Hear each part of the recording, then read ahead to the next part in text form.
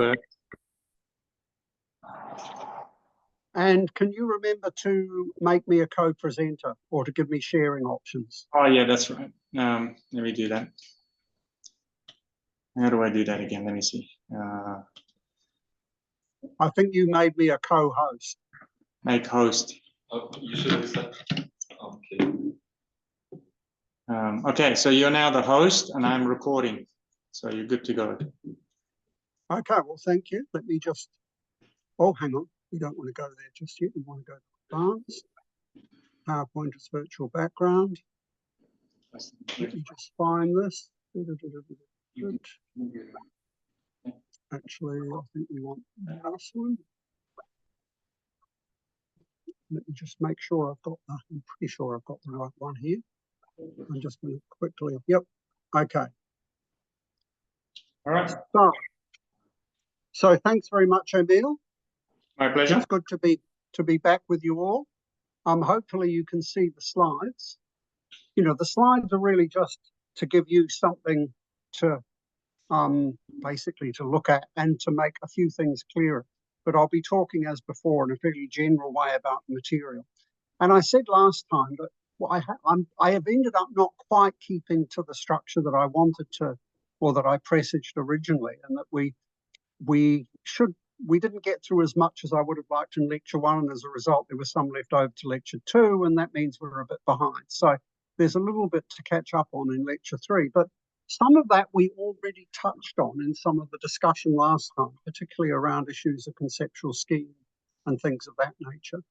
So this time we're going to be talking about some of Davidson's later thinking, but we're also going to be talking about the way in which that thinking connects with other thinkers like Gadamer and Heidegger.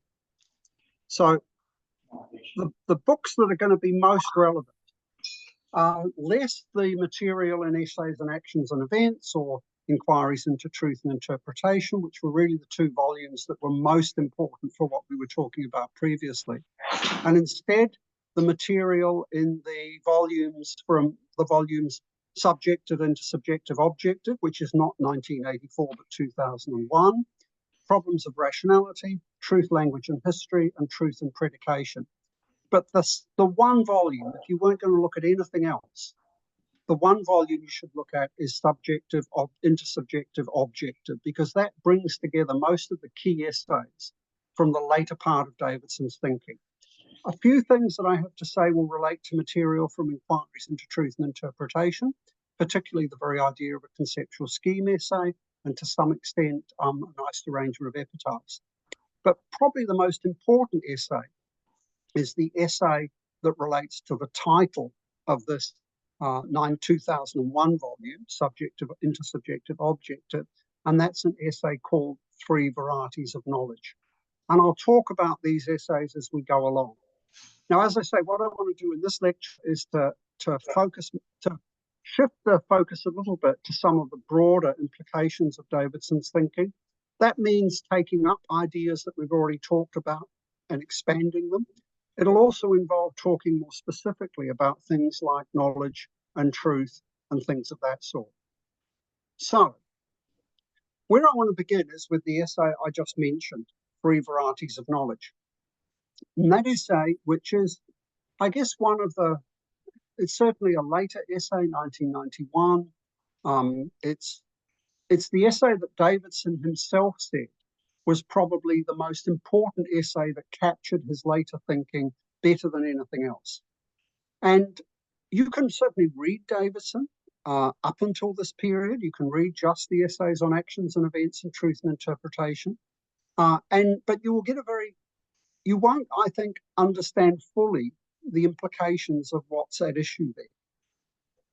Some readers tend to see Davidson as shifting his views from those first 2 volumes to some of the material in the later volumes. I don't think there's a shift in view. Instead, Davidson follows through implications of the earlier writing that aren't fully explicit in that earlier writing. So it's really a process of expansion and development of the earlier material rather than a radical change of mind. Now, in 3 Varieties of Knowledge, what Davidson does is to focus on what he calls, as the title suggests, three forms or varieties of knowledge. One of them is knowledge of self, one of them is knowledge of others, and the third one is knowledge of the world. Now, sometimes people will think of these three forms of knowledge as divided into a form of knowledge of the subject, subjective knowledge, intersubjective knowledge, and objective knowledge, which is why Davidson can title that in 2001 volume as subjective, intersubjective, objective. Now that means what he's talking about here isn't just a set of epistemic connections. These are not just connections that affect how we have to think about things or know things. They affect what those things are.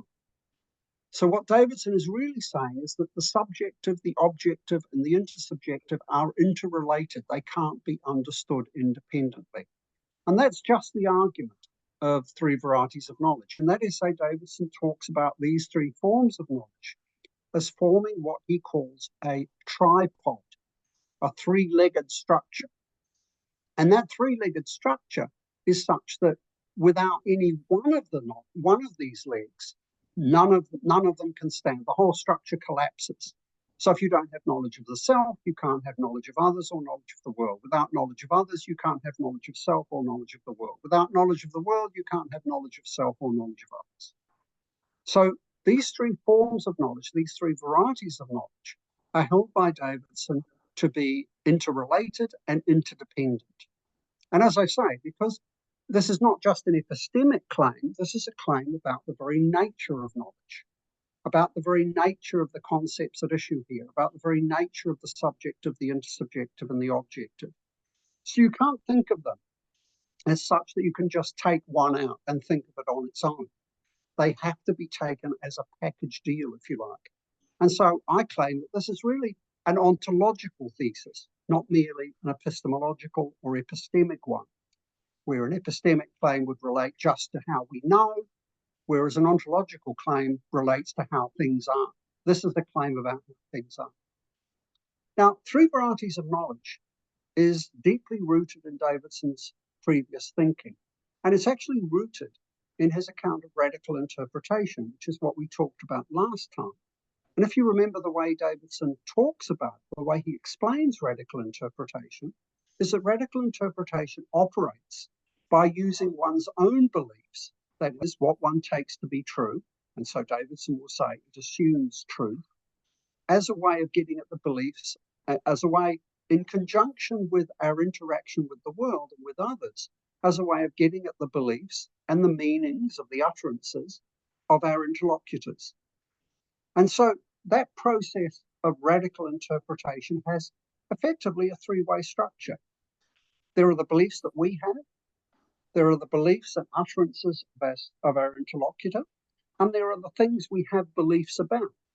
And so what we do is, using that three-way structure, we can work out what the beliefs of the other are in more detail, even though we don't seem to have any direct access to them. And this is nicely illustrated, I think, by the story, the imaginary story that Quine tells, the story about the field linguist who's trying to understand the utterances of somebody whose speech he doesn't previously, or she doesn't previously understand. And a rabbit runs past and the speaker says gavagai, and we have to work out what gavagai means based on our interactions with the speaker and our interactions with what the speaker seems to be talking about, the object that causes them to say what they said. Okay?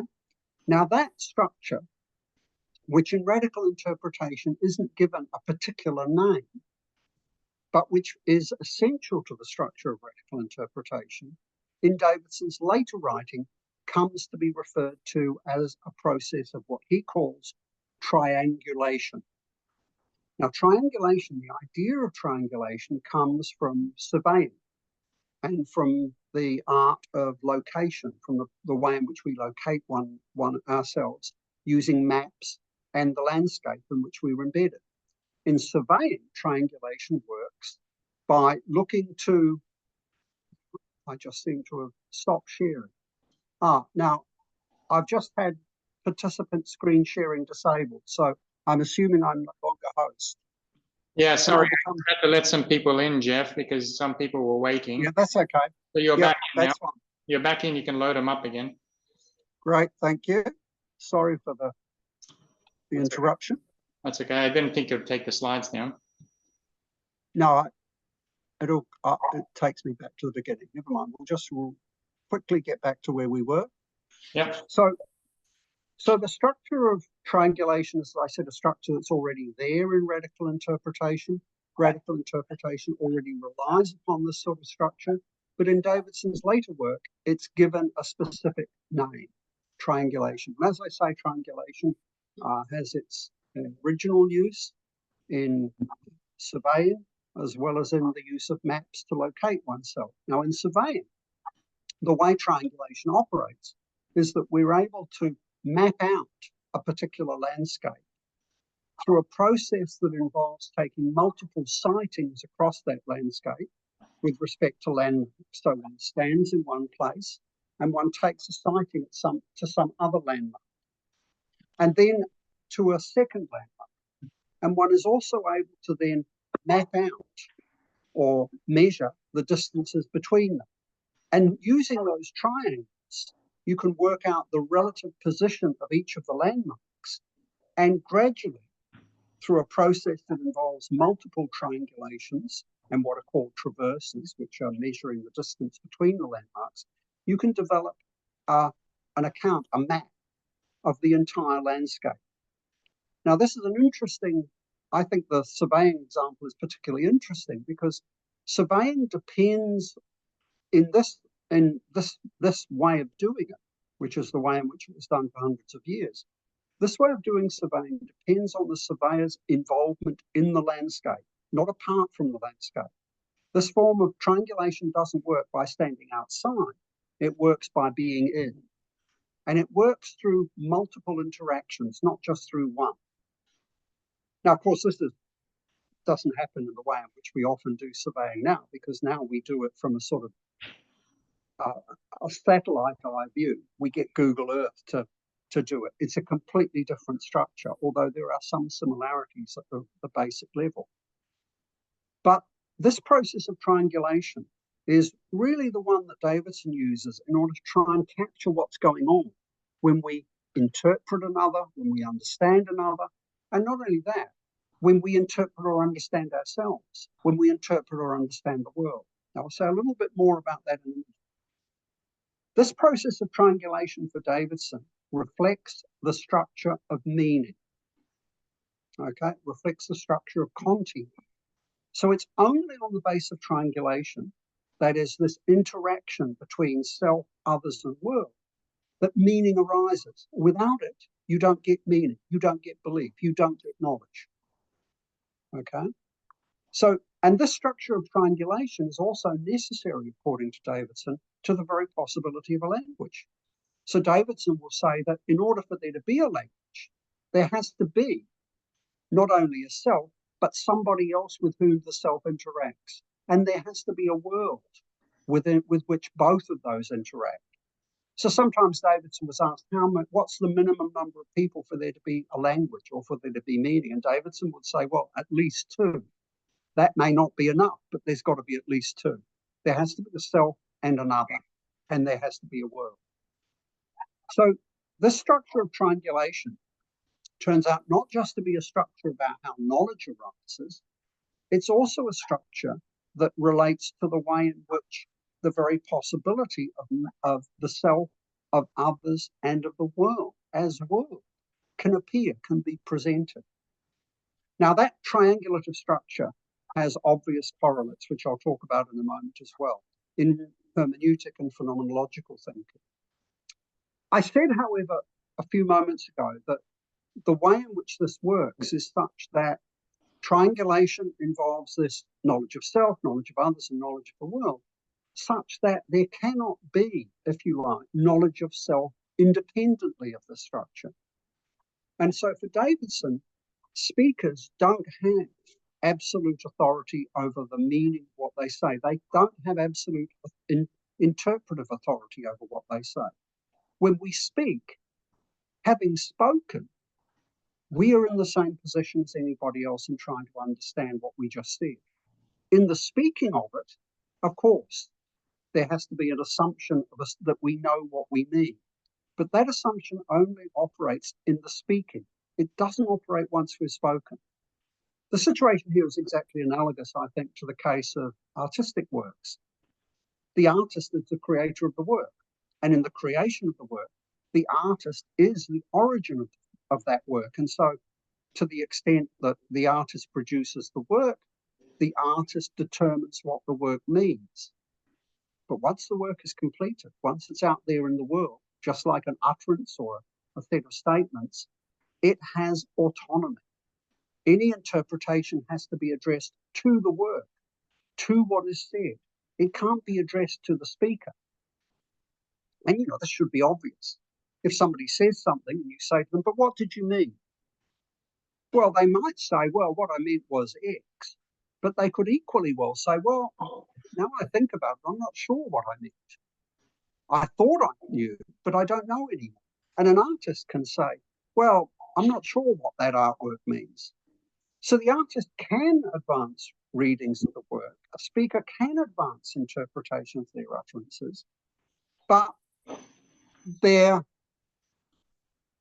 let me see, I'll just see if I can let everybody in. Okay, well, I'll leave it to you because I reclaimed host again. Go on, you let them in and then I'll come back to sharing screen. All right. Where is it? Hang on. Usually the request to be allowed in comes up on the host screen, but I didn't see it that time, so maybe I wasn't quick enough. Okay, so I'll leave it to you. In? Yeah, they should be in now. Okay, am I host again? Hang on a second. Make host. Okay. Yes. Right. Okay. So you're in charge now. So if anyone comes up, yep, go ahead and let them in. Yeah, I'll try and let them in if I can see. Okay. Okay, we'll just dash back to where we were. Okay. So for Davidson, this means that we don't have any direct knowledge of ourselves, at least not of the sort that's usually assumed.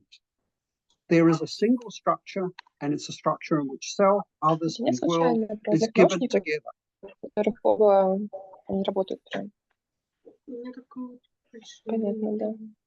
I'm not sure if you're hearing all of that, but there seems to be another speaker as well now. Yeah, can everybody please mute their microphones? Okay, you're good to go, Jeff. Right, thanks.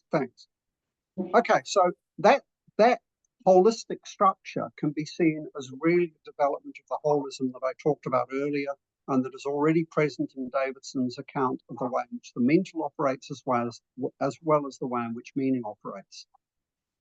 Now, this structure also carries over into the other essay, the other early essay, which is comes before Three Varieties of Knowledge, an essay that is in fact in one of those earlier collections in the Truth and Interpretation volume, on the very idea of a conceptual scheme, and in the elaboration of that in a later essay, The Myth of the Subjective. Now, in both of these essays, so the very idea of a conceptual scheme essay, we talked about this a little bit last time, it's acquired a certain notoriety because people think that it's obvious that what Davidson claims there is false, that of course there are conceptual schemes. That response to Davidson's essay usually depends on not reading it very carefully, because it's quite clear that Davidson is not rejecting the idea of a conceptual scheme in some of its employments. So he has no problem with people talking about conceptual schemes so long as they don't put any great philosophical weight on them. What he's arguing against is the idea of a conceptual scheme as some subjective structure that stands over against and apart from an objective structure, be it the world, sensory experience, whatever, and somehow gives structure or content to that structure, or to that element, that contentful structure. Now, Davidson claims this makes no sense. But more fundamentally, he argues that what the idea of a conceptual scheme involves is a commitment to this myth of the subjective, which is the idea that content, whether we understand that in terms of meanings or attitudes or beliefs or whatever, that content is private and internal. Okay, it's purely subjective. It doesn't depend on anything else. And Davidson's claim is that content just isn't like that. The idea of triangulation captures this idea that content arises only in the interaction between speakers and the world. And so in the very idea of a conceptual scheme, Davidson can be seen as providing an argument that adumbrates the argument that is developed in more detail in a slightly different way in Three Varieties of Knowledge.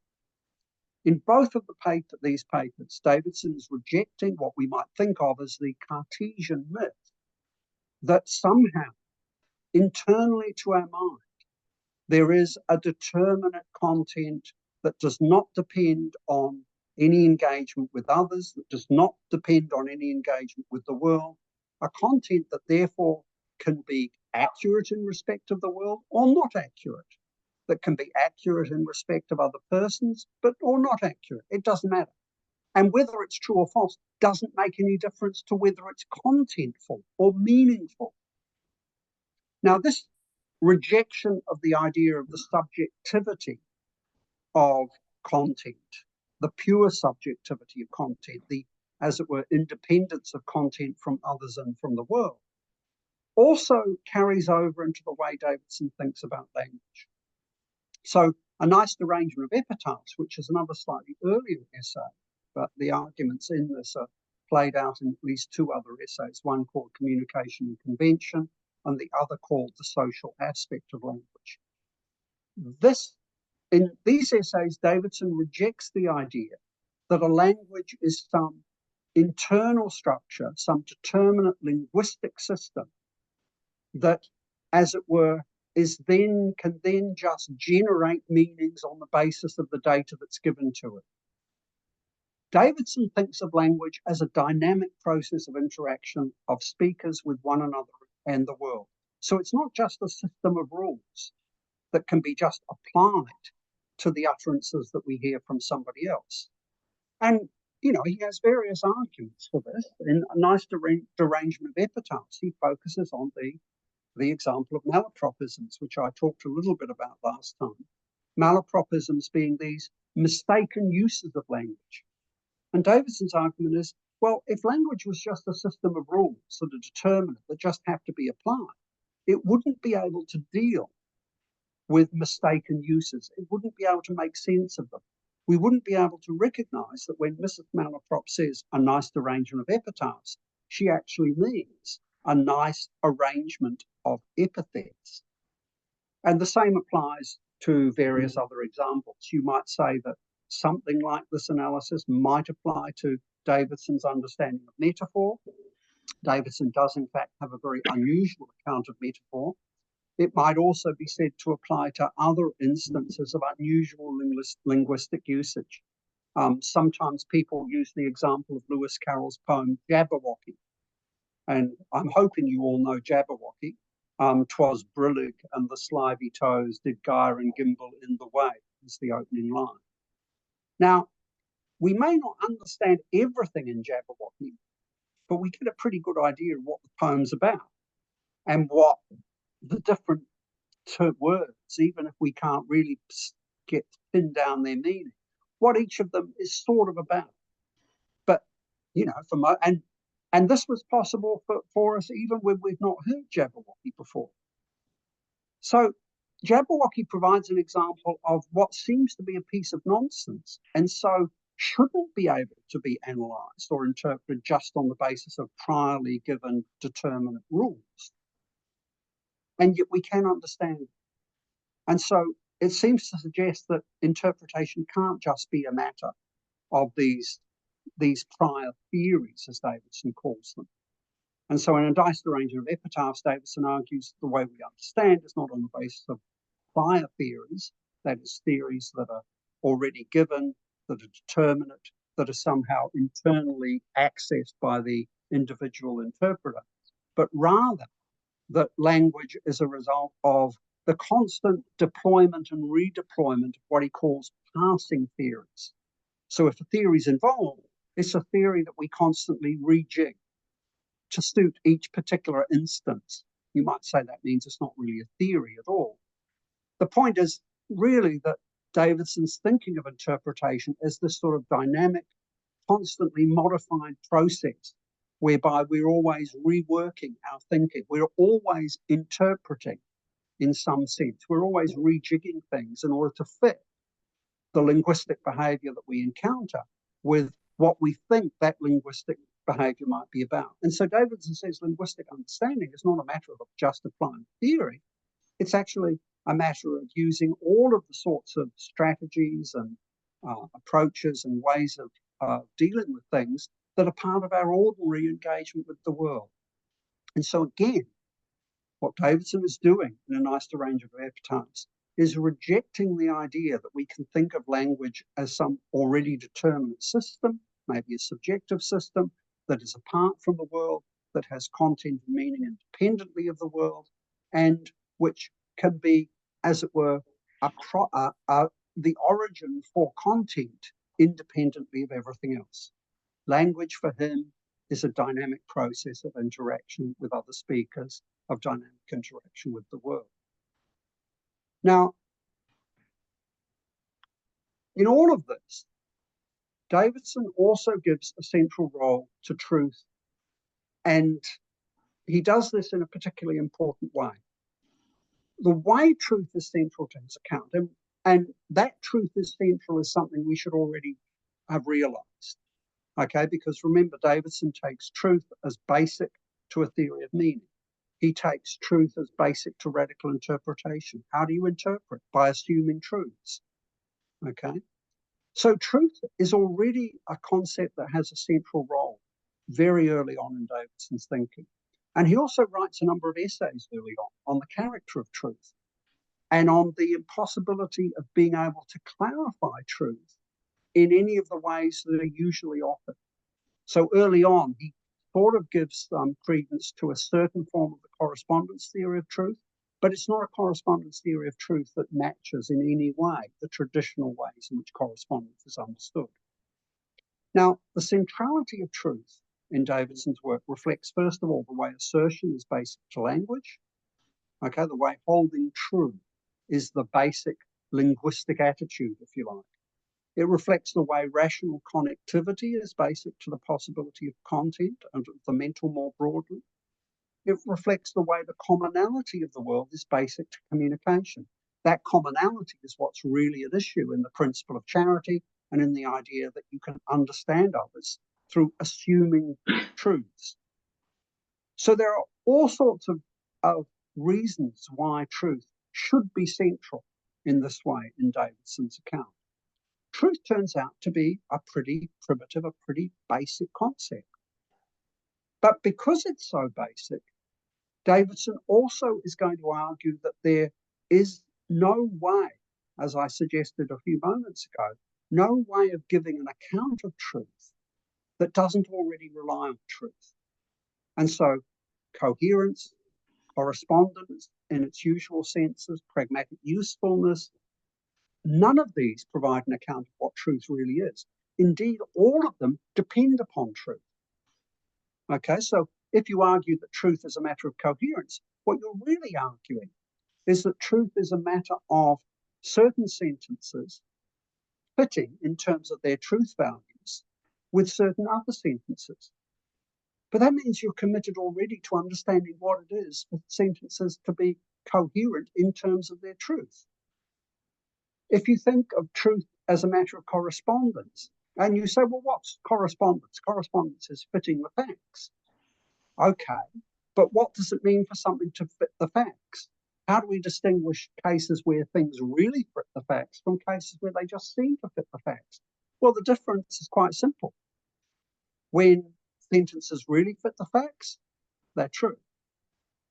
Now, Davidson's going to argue is that in every case, what we have to do when we try to explain what coherence or correspondence is we end up having to go back to just resorting to just relying upon some notion of truth, which we cannot further elucidate.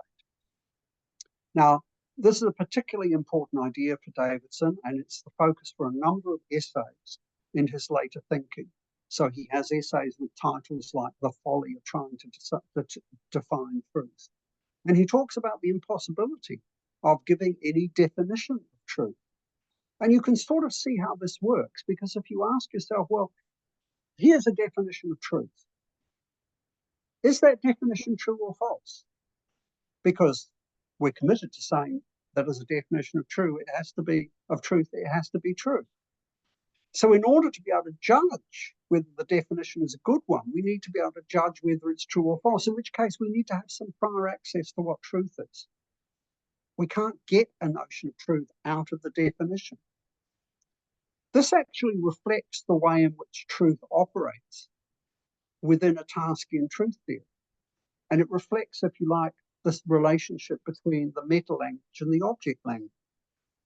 The reason we need a meta language is because we can't, as it were, talk about the truth of sentences from within the language without getting into difficulty.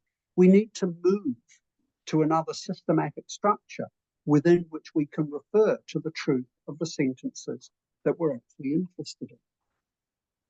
And so truth has this character. As soon as we talk about truth, we have to move to a different level of discourse, if you like. And so truth always eludes us. It always runs ahead of us. We can never catch it. So when Davidson talks about what truth depends on, what the truth of a sentence is really about, he says it's quite simple. Truth of an utterance just depends on two things: what the words are spoken mean and how the word is. Now, that sentence actually appears in a funny place. It appears in an essay which Davidson titles The Coherence Theory of Truth and Knowledge. Another of the things he used to say he regretted was calling that essay a coherence theory of truth and knowledge, because it's not a coherence theory. The reason he uses the word coherence in the title is because what he wanted to do was emphasize the holistic character of belief, of truth, of knowledge, and the rest. But it's not a coherence theory in the traditional sense. It's not that truth is just a matter of sentences fitting with other sentences, except in the sense that Davidson thinks that most of the sentences that we have, that we can utter, that we believe to be true, must be true if any of the sentences are to be true at all, and if any of the sentences have meaning. So you can sort of get a coherence theory out of Davidson's account, but it's not a traditional sort of coherence theory. And in the same way, you can sort of get a correspondence theory out of Davidson's account. It's sort of implied by the structure of triangulation. How do we work out what somebody else is saying? Well, partly by relating what they say and what we say to what we think is causing us to say those things, that is, to the objects of our utterance. So there's a bit of correspondence in there as well.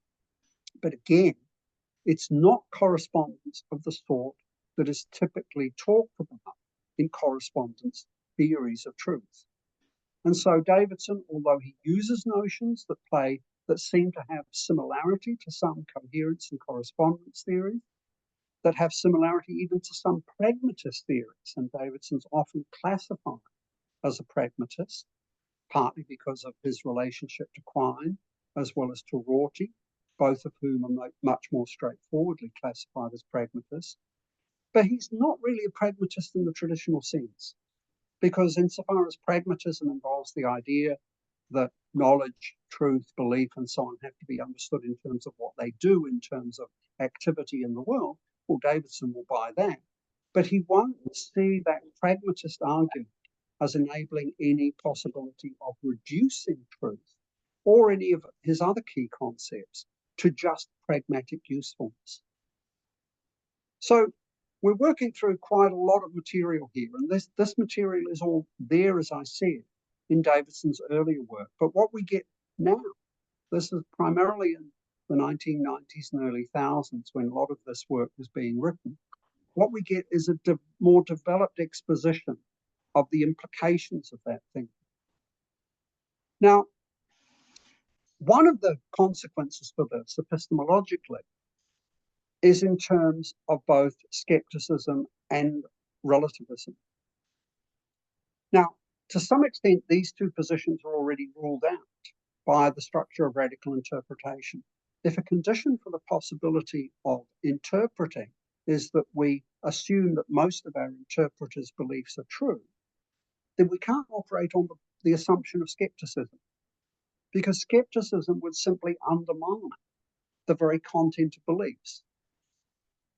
And so there's a very simple argument that Davidson is able to generate against skepticism that's already there, just in the terms of radical interpretation. And Davidson uses something like this argument, this sort of argument in the coherence theory of truth and knowledge. It's part of what is often referred to as the omniscient interpreter. And that argument depends on the idea that interpretability, that is, being able to assign meaning, and not just to assign meaning, but for utterances and beliefs to be utterances or beliefs, that is, for them to be contentful, that presupposes overall truth. It doesn't require that every belief be true or that every utterance is true, but what it does require is that any falsity can only be local. It can't infect the entire structure of belief or the entire structure of utterance. And that doesn't just apply, and because that applies to truths, it operates not just against skepticism, but also against relativism. Because relativism also assumes that, well, in general, there might be radical divergence between what you hold true and what I hold true, and both of them could be true. No, says Davidson, that's to misunderstand the nature of truth, and it's to misunderstand the nature of meaning, it's to misunderstand the nature of content. Content, truth, meaning, these are all tangled up together. You can't pull one out and treat it independently of the others. And that's what's required for both relativism and skepticism. And so what we see here is the way in which an epistemological conclusion, one that's quite unorthodox because it operates against what is often taken to be one of the key ideas in epistemology, namely the skeptical possibility, it shows that both skepticism and relativism make no sense once you understand the character of truth and of meaning and of belief. And they make no sense because skepticism and relativism are actually inconsistent with the holistic and externalist character of mental content. Now that, as I said, that holism and externalism is there very early on in Davidson's work. This skeptical and relativistic conclusion becomes much stronger in Davidson's thinking, in the later thinking, but it's there from the beginning pretty much. Now, in his rejection of relativism and skepticism, I think Davidson comes into very close convergence with thinkers like Heidegger, but also Hans Georg Gadamer. In the case of Heidegger, I think there's a very interesting parallel too between the way in which Davidson understands truth and the way Heidegger does. So Heidegger famously talks about truth as having two aspects. Truth is both a form of correctness. We can talk about sentences being true of the world as being correct.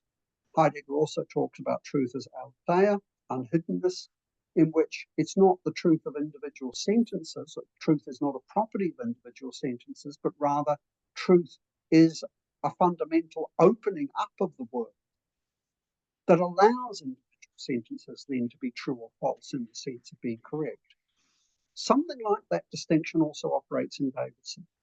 For Davidson, truth is a property of individual sentences, but it's also a property of belief or knowledge or attitudes as a whole. And you can see that in the way in which Davidson asserts that we can't make sense of most of our beliefs being false. We have to assume, it has to be the case, in fact, that most of our beliefs are true. Another way of putting this is to say that for both Heidegger and Davidson, the possibility of meaning, the possibility of knowledge, the possibility of understanding, the possibility of any sort of appearance depends first on our engagement in the world in a way such that the world is open to us. openness is the precondition for the possibility of both truth in the case of individual sentences and for the possibility of falsity or error in the case of individual sentences. And in fact, truth or error will only ever be a property of individual sentences, not of the entire structure. And so truth always has a priority. Now, I think that's actually quite an important point of connection between Davidson and Heidegger, even though the account I give of that is considered by many to be somewhat unorthodox. But that reflects more than anything else, it seems to me, some of the prejudices within English language analytic philosophy than it does anything about the Davidson or Heidegger's views. I certainly talked about this aspect of Davidson's work with Davidson. I also talked about it with Dick Rorty as well.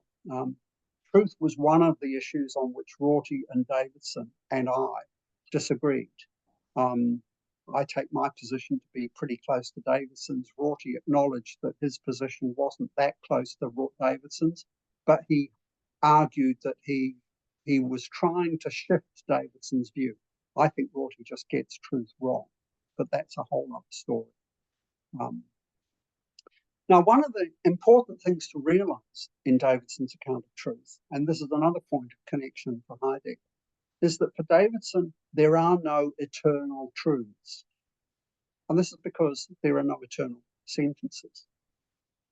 Language is historical. It's made up of utterances, and utterances are historically contingent. So as a result, Davidson does not believe that there exists such a thing as propositions or a proposition, if by proposition we mean some sort of eternally meaningful piece of what? Language? Well, it's not that. Some eternally piece of meaningful content that somehow always means the same thing and that always has the same truth value. Davidson, what could such a thing be? It's not an utterance, it's not a sentence, because sentences only appear in languages. So the idea of the eternal truth, the eternal proposition, would have to be the idea of something that wasn't in any historical, natural language. What could it be? Maybe something like some sort of Platonic notion, in the sense that that's sometimes assumed in philosophy. Davidson doesn't think such things exist. He thinks that whether something is true depends on when and who utters it. And in this respect, you can find in Davidson an almost exact parallel to the famous claim that Heidegger makes when he says that Newton's the Newtonian laws of gravitation were not true before Newton uttered them. And Davidson says almost exactly the same thing. And the reason why they weren't true is simple, because they hadn't been said, they hadn't been stated. There were no sentences that expressed those ideas such that they could be true or false. Right? Now, Heidegger does say they weren't true. He doesn't say they weren't false, that they were false or weren't false. Davidson will say that they weren't true or false. There's nothing that attaches to them because there is no such sentence. I actually don't think that point of difference is an important one. I think both Heidegger and Davidson can be seen as saying pretty much the same thing. And all that's reinforcing is just this idea that truth doesn't depend on anything other than meaning in the world. It's not subjective, it's not subjectively relative. For Davidson, that means he's happy to talk about truth as objective. And so too, I think, ought Heidegger and Gardner. And to some extent, I think they are willing to say that. Certainly, the way Heidegger talks about science suggests that he doesn't have a problem with the notion of objective scientific truths, so long as we don't think that those truths involve eternally true propositions, because there ain't no such things, not for Davidson and not for Heidegger.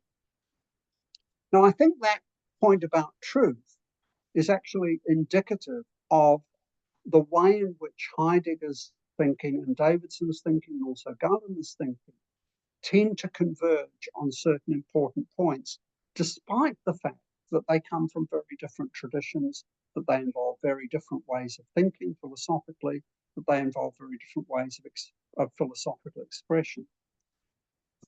What's fundamental for Heidegger and Gadamer and for Davidson is the rejection of the idea that there is any simple bifurcation of subject from objective, of language from world, of self from other, of self from to have language, to have beliefs, to be capable of understanding, to be capable of knowing, is already to be in the world, already to be involved with things, already to be knowing, to be thinking, to be uttering, to be understanding.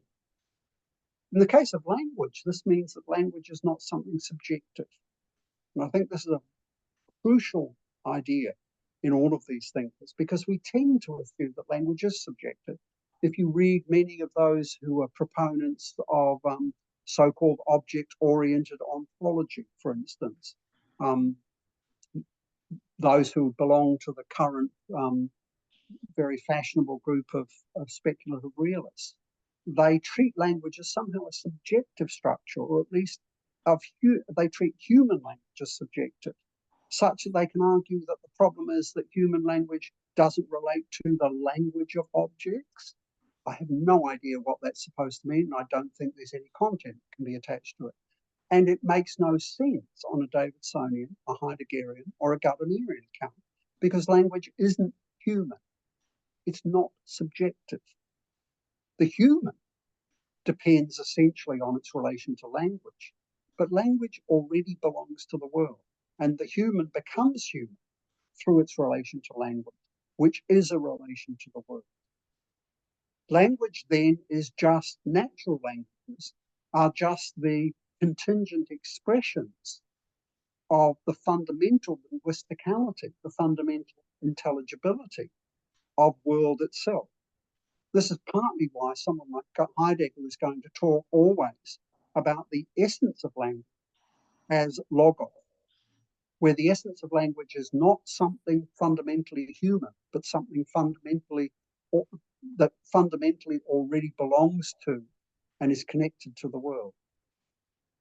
And similarly, understanding, interpretation, knowledge, these are dynamic processes, they're not static, in which we are always already engaged with, involved with ourselves, with others, and with the world, which also means that none of these are completely determinate. They're always in the process of being worked out. There is no self that comes prior to the world, such that we can know what the self is before we get out into the world and start doing things. There's no self that isn't already involved with others. And that idea is present in Davidson very clearly. It's present in Heidegger. In fact, Heidegger himself talks about 3 dimensions or modes of relatedness that belong to human being, and that are pretty much exactly the same as Davidson's 3 varieties of knowledge. It's relationship to self, relationship to others, and relationship to objects, to things. Heidegger says he tends to focus on the relationship to things. You might argue in some ways Davidson does as well. And these are also ideas that are present in Gadamer. It's Gadamer, after all, who emphasizes that understanding, whether understanding of the world or understanding of others, always involves self-understanding. There is no other possibility. And Davidson's idea of triangulation itself mirrors Gadamer's idea of interpretation as a conversational process that involves interpreter and interlocutor, and that about which they engage, the object or the subject matter, die Sache in Gadamer's German. So in each case, we have this same idea of our being already in the world, of that engagement being dynamic, that engagement being impossible to reduce to some determinate substratum, of that engagement as always being worked out historically, of that engagement as always involving both subjective, if we want to use that term, and objective elements, as well as the intersubjective. It's a dynamic process. You might argue that maybe in Davidson's case, this reflects a little bit his early involvement with Whitehead who of course is famous as one of the key figures in process philosophy. Actually, I don't think Whitehead is the key figure here. Davidson gets a lot of these ideas from, a little bit from Whitehead, but more, I think, from Kant. Davidson's a very Kantian thinker, and also in a different way from the work of G.H. Mead, the American pragmatist sociologist. And Davidson himself talked specifically about Mead and argued that the idea of triangulation was one that he found in Mead's work. Mead, of course, is influenced by Hegel. And so there is both a Kantian and Hegelian background to Davidson's thinking, a background that you can also discern in Heidegger and Gadamer, of course, and which partly explains some of their convergence. But that they converge seems to me very, very clear. Now, I'm coming up to when I'm supposed to finish, according to Emil, and I want to keep open lots of time for questions. But before I do finish, I just want to refer to some other things that you might have a look at if you want to read more about this.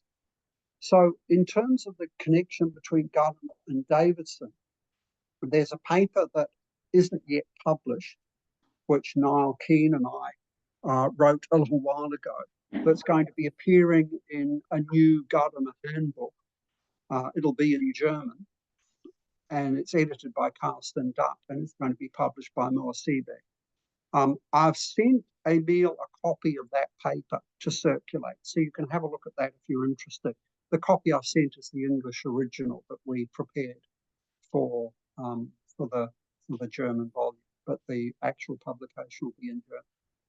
You might want to have a look at the book, the first book that I ever published, which considered a lot of these issues, Donald Davidson, The Mirror of Meaning, which doesn't have quite the same development as I've given you here, and doesn't have the sort of topological inflection that the way I would read Davidson now has. And I haven't talked much about topology at all. I meant to, but we just haven't had time.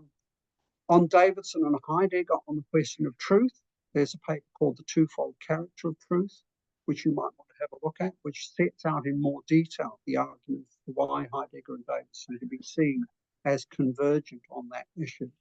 And then there's an essay called What is Common to All Davidson on Agreement and Understanding, which principally focuses on Davidson and Gadamer and looks at the way in which their accounts of interpretation and understanding come together and the similarities between the two of them. Just finally, as I said, what I haven't talked much about is the topological direction in which I take Davidson and the topological direction in which I also take Heidegger and Gadamer. But that direction's already indicated, it seems to me, by Davidson's own use of notions like triangulation, which makes no sense other than in terms of the spatial and topological elements on which it depends. What we do when we understand one, what we do when we understand the world, is something that's fundamentally grounded. It's based within our active engagement in the world, an active engagement which is always localized, which is always spatialized.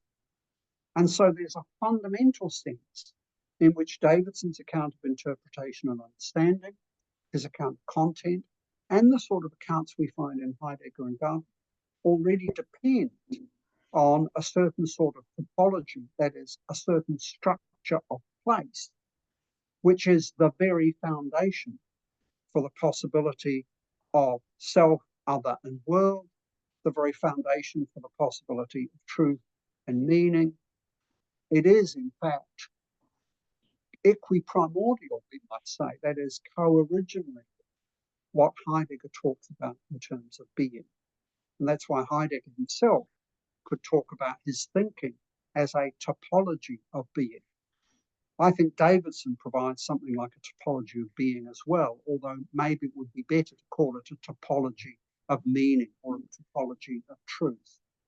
But both of them, it seems to me, are fundamentally topological, that is, place-oriented thinkers.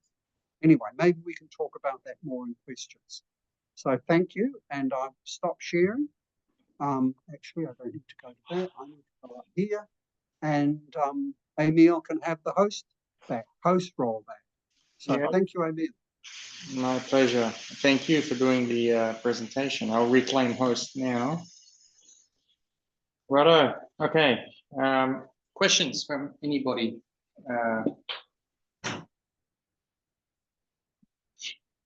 No, you came in just now. You're free to ask as well. Yeah, okay, so we have someone, Arena. Okay, go ahead. Yeah, thank you for election. I have a question regarding the idea that truth always eludes us, as you articulated it. And when we talk about the truth, we kind of jump into the meta language. So my question is that, what about the liar's paradox and paradoxes of the similar nature? Is it simply misuse of language? Can it somehow be solved, or is it like a sign, just don't go there, you'll fall into the pit? Language doesn't work that way. How can it be dealt with? Well, now, I didn't hear all of that. So I'm just wondering how to respond. Do you think you can just say that again a little bit more briefly? Yeah, go on. The main question, if when we talk about the truth, we kind of always jump into the meta language, how the lies paradox and similar paradoxes can be dealt with. Is it simply misuse or something else? Yeah, so just on the question of the so-called semantic paradoxes, like the liar's paradox, Tarski's solution to those paradoxes, and remember, Tarski sees them as formal problems. They are problems for attempts at formalization, okay? Because they seem to undermine the structure of the formal system. So Tarski's solution is very straightforward. He just says you can't engage in self-referential uses of the truth predicate, right? And the distinction between object and meta-language enables Tarski to get round that problem so that he can define the truth predicate, which would otherwise seem to be a self-referential use, but he can define it without self-reference because he's artificially segregated the two uses by separating off the object language from the meta language. Now remember, as I keep trying to stress, the object language meta language distinction is purely a formal distinction. There are no languages that are just meta languages, and there are no languages that are just object languages. You only get an object language and a meta language when you engage in a certain process of formal analysis, and you then simply stipulate this is the object language and this is the meta language. And the two languages can actually be the same language, because remember, the only requirement for a language to be a meta language is that it has to have at least the same resources as the object language. And so, you know, English can function as the meta language for English, German can function as the meta language for German, no problem. So we solve the liar paradox by going to the meta language, which means we can actually segregate the uses of truth. So we're not involved in a self-referential use. You can see that in the very form of a Tarskian truth sentence, because a Tarskian truth sentence has the quoted instance of the sentence. So snow is white, first of all, quoted. Okay, so it's being mentioned. That's effectively a name at the beginning of the sentence. We say snow is white, quoted, is true if and only if snow is white. And the second instance of snow is white is not a mention, it's a use. We're using the sentence. And so what we do is we rely on what's called the disquotational aspect of the truth predicate as a way of being able to make the Tarskian truth sentence work. But in doing that, we're actually using truth in two different sentences, two different ways, if you like, or we're talking about two different sorts of truth. And it's just this artificial segregation that we get when we have an object and a meta language. What I don't want people to think is that meta languages are somehow special languages that exist apart from the object languages. It's not that sort of distinction at all. And you can say that it's a sort of artificial solution to the liar paradox and to the other semantic paradoxes. But it does sort of work. And the thing is, we can only get those self-referential uses anyway, it seems to me.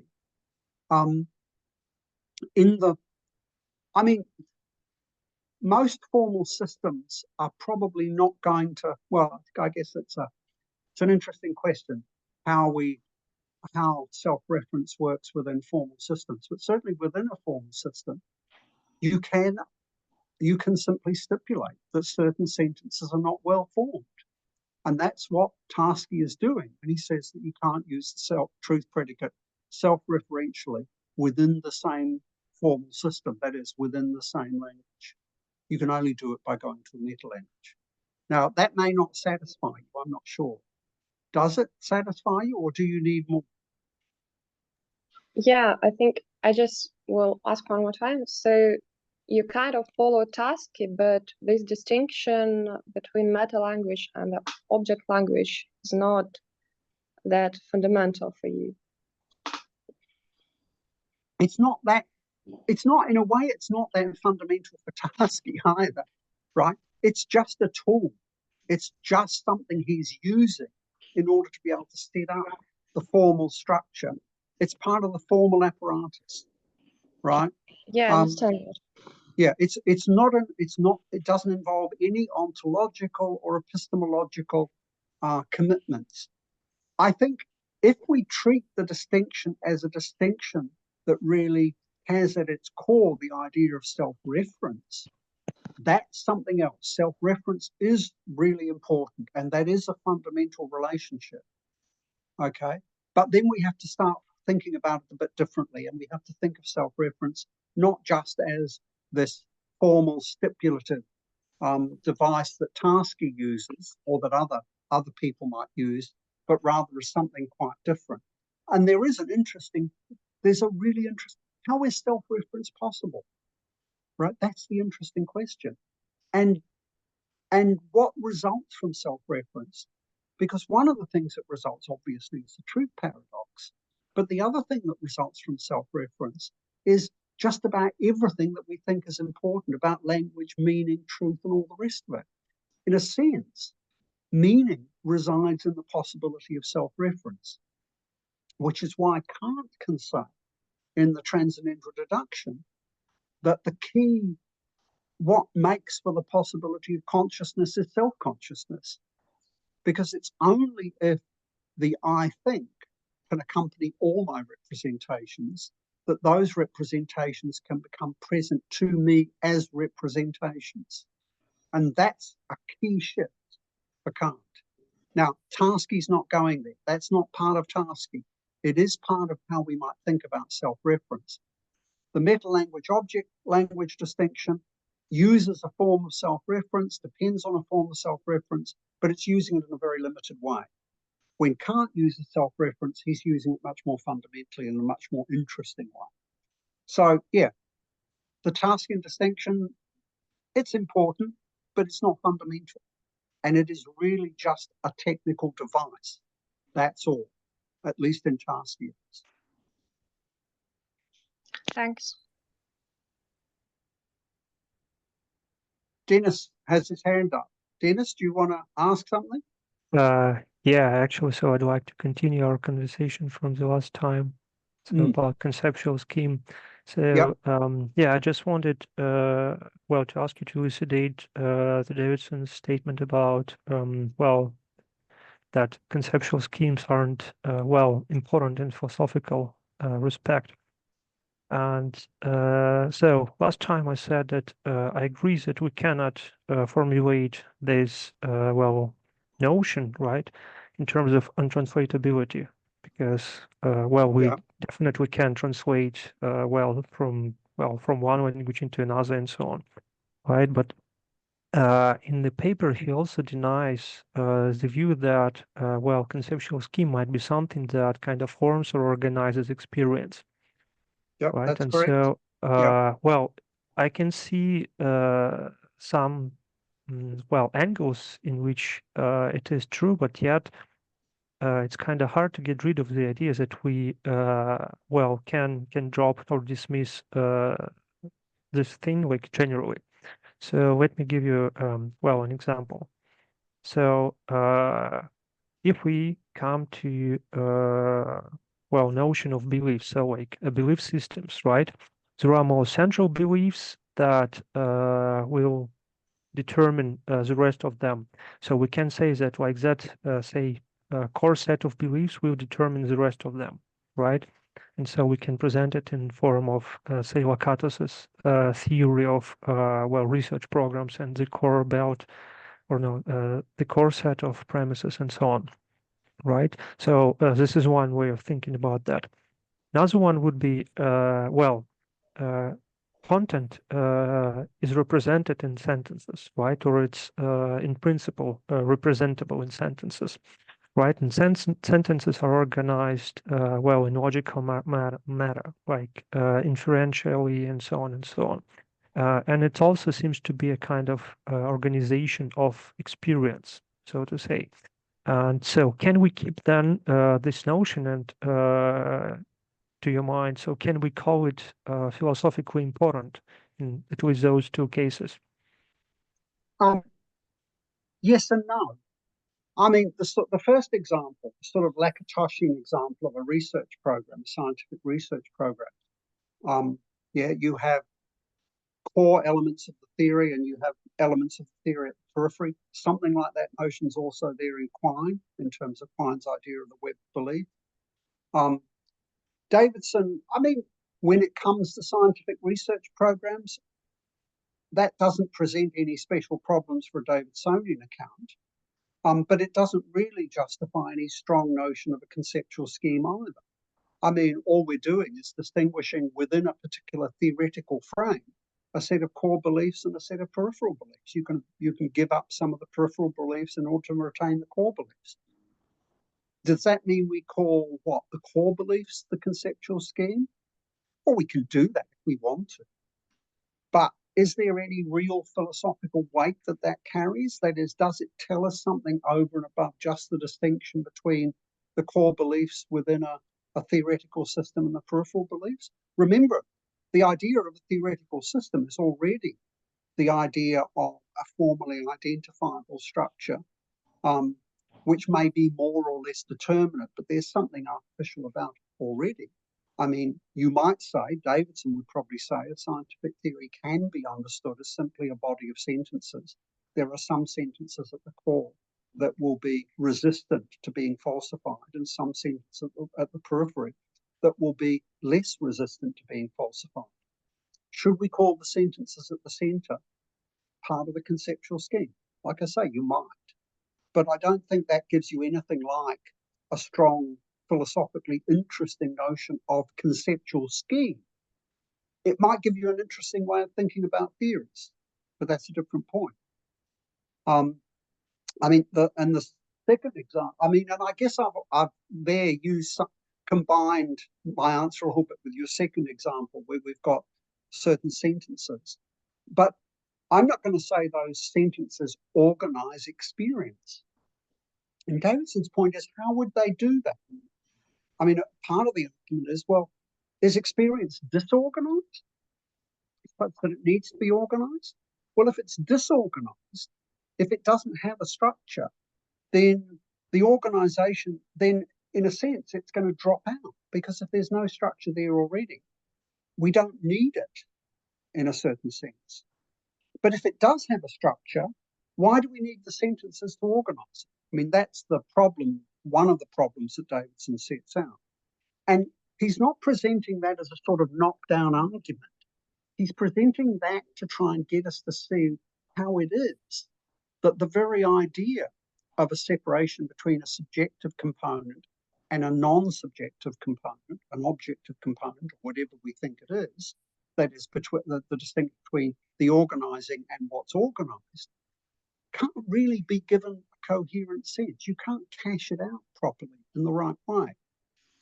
So, fine, you can think of examples which you can then say are examples of conceptual schemes. But in no case do we really end up with conceptual schemes of the sort that seem to be at issue in the idea that Davidson is rejecting, which is the idea that there is some subjective structure and an objective content, and that the subjective structure or scheme organizes that content or does something else similar with that content, right? And the reason he rejects that is because he thinks that we have to begin with being already in the world in the same way that Heidegger does. I mean, Heidegger is just as critical, effectively, of the idea of a conceptual scheme as is Davidson, because both of them are rejecting what is essentially a Cartesian notion, the idea of the subjective as standing over against the objective and giving structure or content or whatever you want to call it to the objective. They don't think there is a subjective and objective in that sense. They think that what's original, what's fundamental, is the being in the world from the very start. And so if you want to talk about subjective and objective, fine, but it will always be an abstraction from out of a more fundamental structure. And that's what we see, for instance, when we talk about theories that have a core and a periphery. We're really taking bodies of discourse and we're then analysing them in certain ways. But even when it comes to scientific theories, there's a good argument for saying, well, scientific theories are just abstracted versions of what really goes on in scientific practice, which is not fundamentally based just in the theory and bodies of sentences. It's based, particularly if you read somebody like LaTrobe, Bruno Latour and others, it's really based in scientific practice. And that's a view that's very congenial to Heidegger, because he's going to say, yeah, that's the real foundation for science. It's the scientific practice rather than merely the theoretical abstraction. So, you know, I mean, the conceptual scheme argument in Davidson looks like it's just directed at this one simple idea that everybody thinks is obviously true, and therefore Davidson's argument must be mad, right? Got no real point to it. But you have to realize, what is it that he's attacking? And he's not attacking the idea that you might talk about conceptual schemes in some way and it might be useful. What he's doing is attacking the idea that the notion of conceptual schemes, when it's philosophically significant, is really expressing. And it's that idea of a radical differentiation, distinction between the subjective and the objective. And that's why the myth of the subjective is such an important gloss or clarification on the very idea of a conceptual scheme. Does that help at all? Well, yes. So I'm still, well. You're not persuaded? Well, not entirely. So while we were talking, so two more cases, occurred to me. So first of all, concerning Heidegger, right? So in his later philosophy, I mean, like from the 30s onwards, he came up with the idea or, notion, Stimmung, right? And it pretty much looks similar to the idea of conceptual scheme. So he was talking about, say, like the, the Stimmung, so of modernity, right? So the idea of Cartesian subject, for instance, right? And those, attunements, right? So they are translated. Well, they change over time, right? So the ancients did have one kind of Stimmung, the moderns, had another, and so on, right? And although it doesn't look like conceptual schemes, still it's something that determines our practice out there, like in the world, right? Our stance towards the world. But it's not a conceptual scheme. It's not subjective. Stimmungen are already in being and time. They don't only appear later on.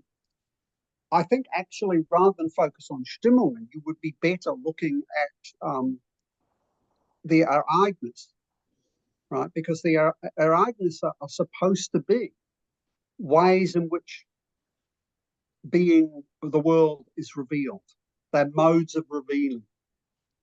And it's somebody who reads Heidegger, I would say a bit superficially, it could well say that Ereignisse are like conceptual schemes, right? Because you get different modes of world disclosure. Okay, and there are some philosophers who do treat modes of world disclosure, and you could talk about this in terms of Stimmungen, although I think that's not quite right, but you could, or Ereignisse in this way. Modes of world disclosure, aren't they like conceptual schemes? Okay, there are some problems with doing that though. One is that Ereignisse are not subjective. They don't stand over against an objective world. The Ereignis is being. It is being in its revelatory character, in its opening up. It is not a subjective structure. It's also not an objective structure either. It is the very revealing, the very opening up of the world. And the world always opens itself up in some way or other. Okay? Things always appear in some way. But that doesn't mean that the way things appear is identical with a conceptual scheme. Right? It's not subjective. Yes. Okay? Now, there's a lot more to say about that, and a lot more to say about the character of the Ereignis and about the character of differing Ereignisse, because Heidegger does think that there are different, you can either think of different Ereignisse, different forms of Ereignis, or you can think about Ereignis as itself being a constantly dynamic unfolding that contains its own differentiation within it. But, you know, we're part of the Ereignis. We're not apart from it. The Ereignis is not something within us that happens. The Ereignis is the disclosedness of world, in its world disclosing, in its self-disclosing, and we are part of that.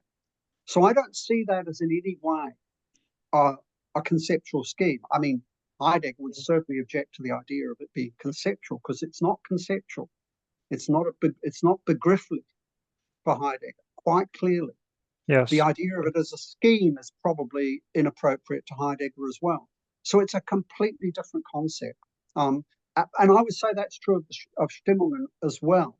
And of course, Stimmungen for Heidegger are given in the situation.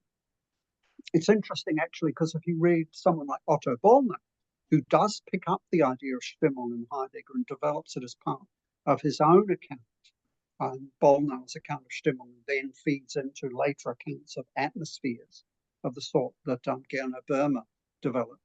Bollner actually talks of Stimmung as part of the very structure of space. So Stimmung are not subjective, he says, they're actually objective, which is an interesting development in Bollner's work. And there's some reason, you know, the language of the objective isn't appropriate to Heidegger, but you can see why Bollner might take that from Heidegger. So I don't think that's a good example to support your case, the case you're wanting to put. I'm taking you to be a devil's advocate here. I think it actually goes in exactly the other way. Yeah, and Davidson and Heidegger are not going to object to the idea that we might even talk about a certain zeitgeist, a certain mood that is characteristic of modernity. They're just going to deny that it's the sort of thing that conceptual scheme is. Instead, if we want to talk about a mood that goes with modernity, zeitgeist, then we're going to talk about the world organizing itself in certain ways. And so ourselves being organized in that way as well. But that's very different from conceptual scheme, for which you really do need the strong distinction between subject and object. Yeah, thank you. It's a good angle. So I didn't think about that. So I'm not trying to make the case like, you know, for you, Davidson, I'm just trying to, well, take different stances and see what's going to happen. Yeah, that's why I said you're being a bit of a devil's advocate, which is good. Yeah. Well, I don't know if there are no more questions. I'd have one more, like, if it's okay, but if not, like. Let me ask everybody else. Does anybody else want a question? I have a question. Oh, anybody in the crowd? Online? No? Well, Denise, floor is yours. Okay, yeah, thank you.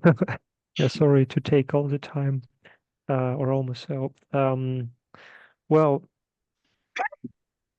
from a Hegelian perspective, I think we can regard theoretical activity as something that is objective because, well, it takes place in the world, right? And it's, well, a creation of the world, right?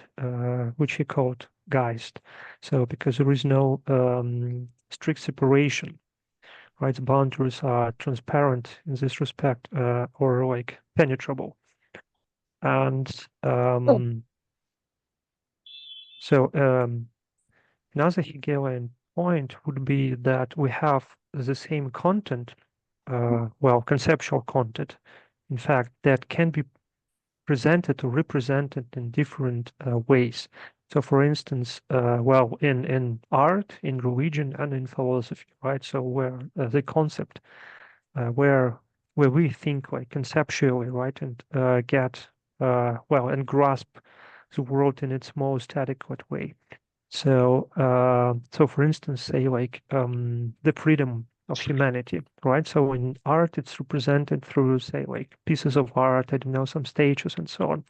In religion, it is represented in the figure of Christ that is free and that we, well, in a way, partake in the divinity, right? So, and we belong to the world, so to speak. And then it comes to the fore in shape of philosophy, where Hegel say like comes to the fore and says that we are free, right? And so we are, well, autonomous in this respect, and that should take place in the real world in such a way, say, in the state, and so on and so on.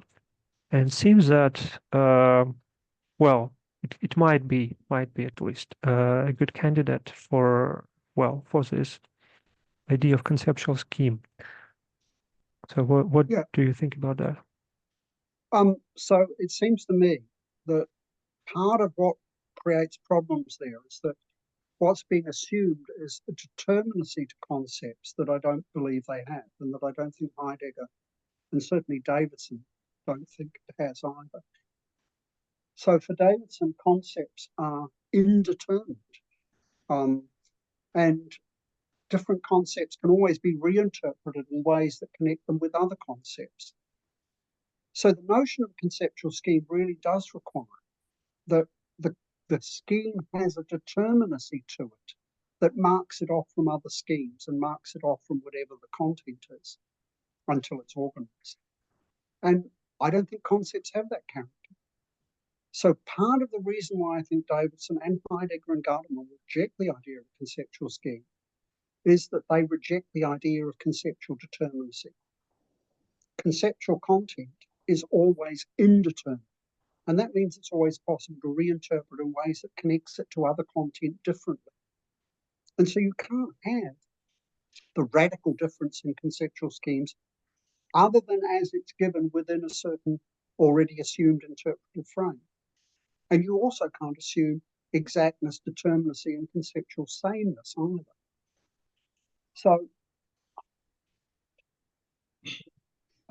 So I think part of what's being assumed there is what creates the problem. The emphasis on indeterminacy, it seems to me, is really, really important, and the rejection of determinacy.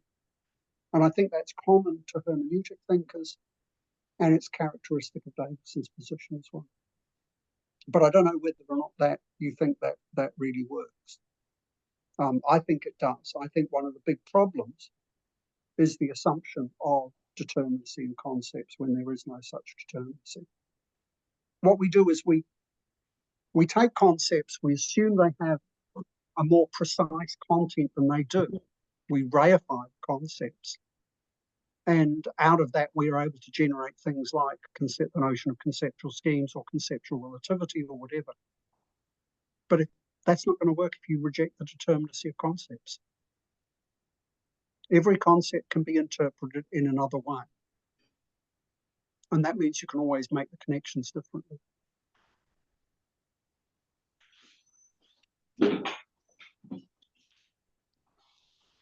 Okay, any other questions? Thank you. Yeah, thank you, Dennis. Sorry, I've got a bit of wheeze here, so I'm just That's okay. because I have I get a bit of asthma, and I think the coldness of the night air has gotten to me a bit. Right. No, okay, it's no problem. You're pretty clear. Harley, you had a question last time. Can I ask it though? Yes, you can. Come on. Come and have a seat over here. Jeff, this is from one of my students, and it's related to mysticism. So I don't know how he's going to ask the question, but he's all yours.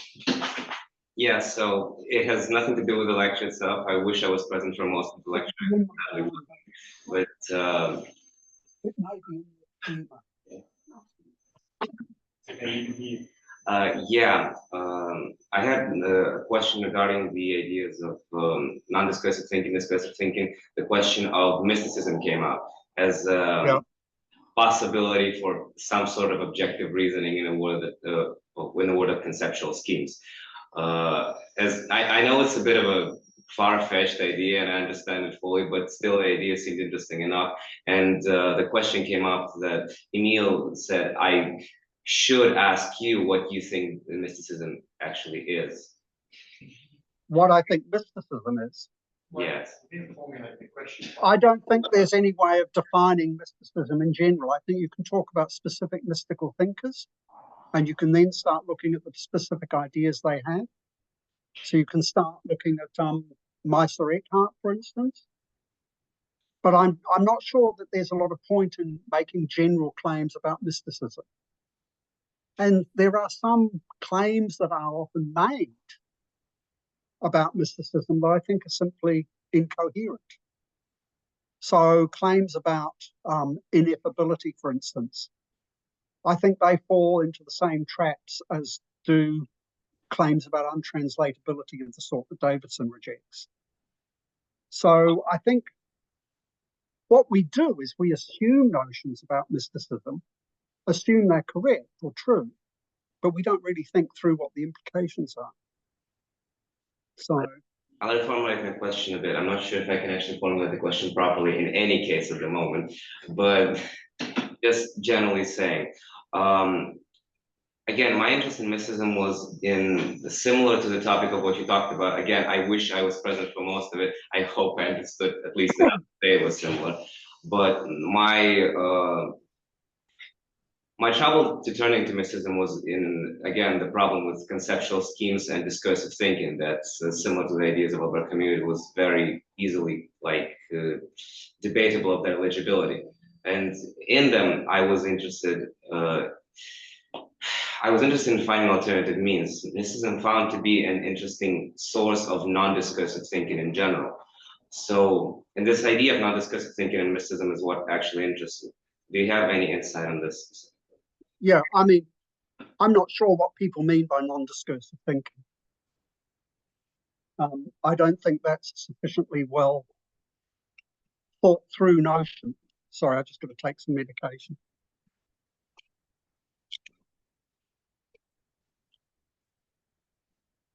So the notion of the non-discursive really has to be thought through very carefully.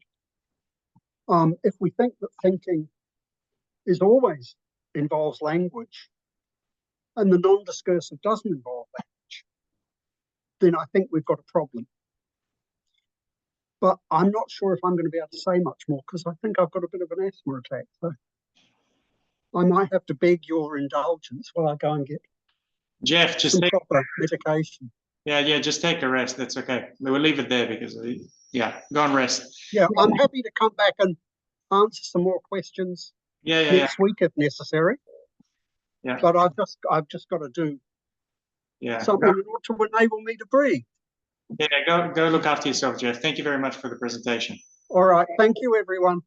All right. Bye. See you. Bye-bye. Bye-bye.